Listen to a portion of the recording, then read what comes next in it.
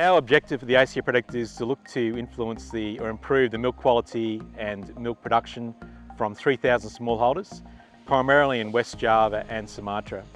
And our project has a number of different spheres to it and aspects to it. There's some around policy, government policy and strategy, some around supply chain policy and how we can improve supply chains. And also we have some on-farm R&D around dairy science itself.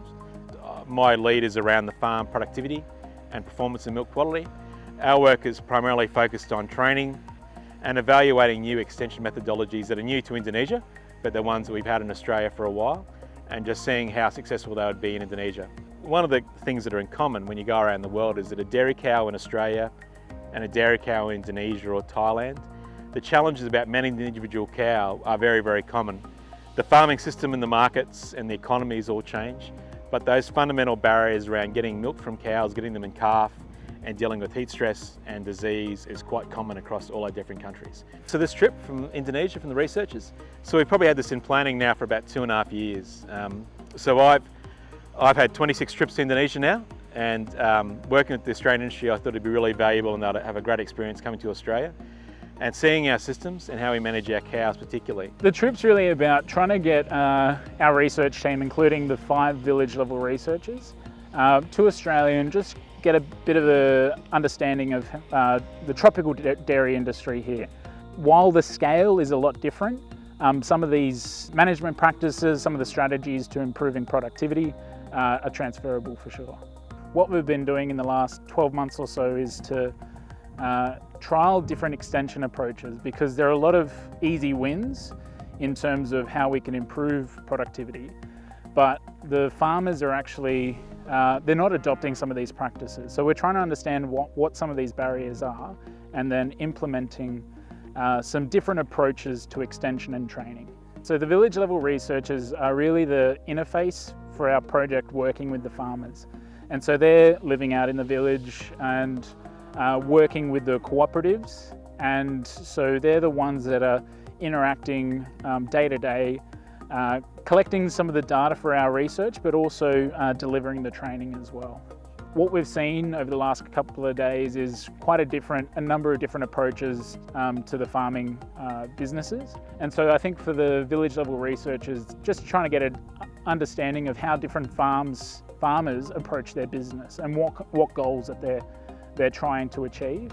What we're trying to see a change in is the approach to training delivered to farmers, rather than having a top-down approach where a technology has been developed and then try to be pushed out to a number of farmers. Firstly, understand what the goals are, what the demand is from the farmers, and then we as the project, supporting and mentoring the village level researchers, we're able to match the knowledge and expertise that needs to be injected in it to meet their needs.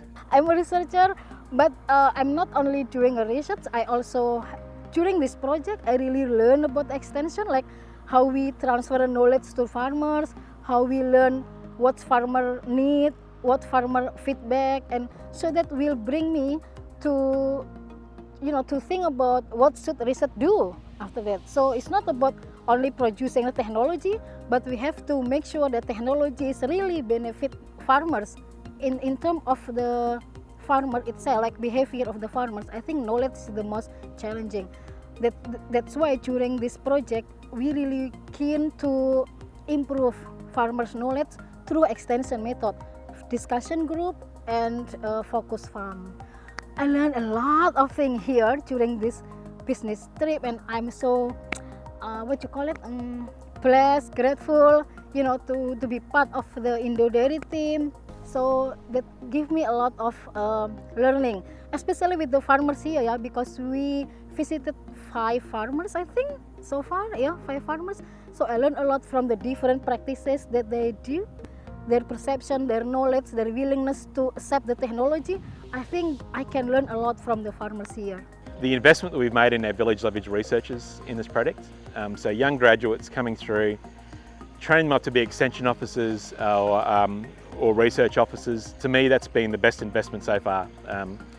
We'll go home and the project will finish, or we'll go to a phase 2, and that investment will live on for the next 30 or 35 years. And I'm probably getting a bit old and sentimental, but I I find that really fulfilling, and you know, we've seen impact on farm where we've helped farmers, and that's been great, but that investment in staff and that resource, and that was ACE's suggestion, it was Dr. Rod Dyer's suggestion to bring those village level researchers into the project, and I think it's been a fantastic suggestion, and that's the part that I'm probably most proud of.